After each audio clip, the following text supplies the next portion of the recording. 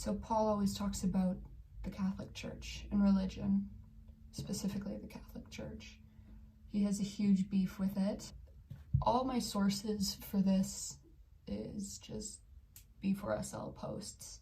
All information that I got was from on here, because the internet is shit.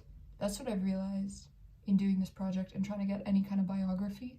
There is no biography on the internet, and certain things they get wrong. Like the tiniest tidbits of information that I've found on the internet are wrong, like proved wrong by Paul himself. So, but he was raised really, really Catholic.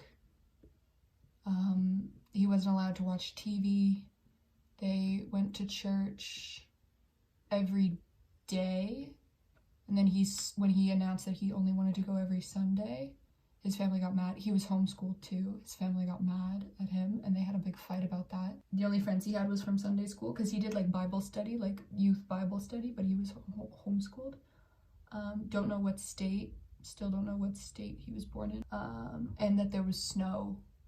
So probably one of the more northern states, but he grew up with snow. I know that from a few posts that he's mentioned. He loves Sinead O'Connor. For those of you who don't know, Sinead O'Connor was a Irish singer who got really famous in the 80s. She's great. In 1992, Sinead O'Connor went on Saturday Night Live, and after singing an a cappella version of Bob Marley's War, she ripped up a photo of the Pope. We find it necessary. We know we will win. We have confidence in the victory of good over evil.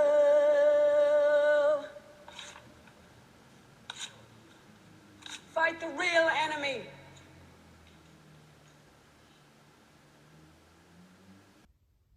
She didn't tell them that she was going to do that. She just got up there and did it. And it was like, I think it was one of the only times that the applause sign wasn't lit up, because everyone was just like, and it was live, right? So she did it as a mark of protest of child molestation in the church. And R.J. Paul worships Sinead O'Connor. So he's never mentioned it, and I know this is a touchy subject, and I don't want to draw conclusions, and I don't want to poke my nose where it doesn't belong. Not that I'm not already doing this, but I think that's something important to, because he's mentioned it before. He said, my dramatic fall from grace, he said, in my 20s, I had a God, I'm trying to remember the wording. Fuck, I need to write more stuff down. But he said, in my 20s, I had a very public, very dramatic fallout with the Catholic Church. So either something happened, or it was a buildup of a whole things to a breaking point, and then he freaked out and something happened like that.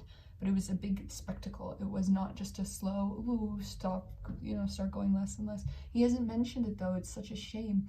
He overshares so much about the most meaningless shit. Like, he'll go so in depth about his, grilled cheese recipes, but then he won't talk about the stuff I want to know. Anyways, I'm gonna read out one post though that made me cry. It really actually brought me to tears. I know that's embarrassing to admit, but I read this and I was like, holy shit, like, oh. Posted at 7:11 at night, December 24th, Christmas Eve, for those of you who don't know, 2020. It's nights like this that I really reflect on my relationship with the church. I guess I'm just an obsessive ex-girlfriend, constantly praying for their downfall and openly slandering them with any chance I get, now that I'm free. I know the who's who of everyone they're still friends with, and especially those who parted ways with them. I cheer and boo from the sidelines, but sometimes late at night, when I'm lonely, I look at the pictures we took together when we were both happy. I don't miss them, I hate them, but I miss being happy with someone, because now I'm alone and it's colder than ever. Like, what the fuck? That hit so hard. I'm gonna start crying again.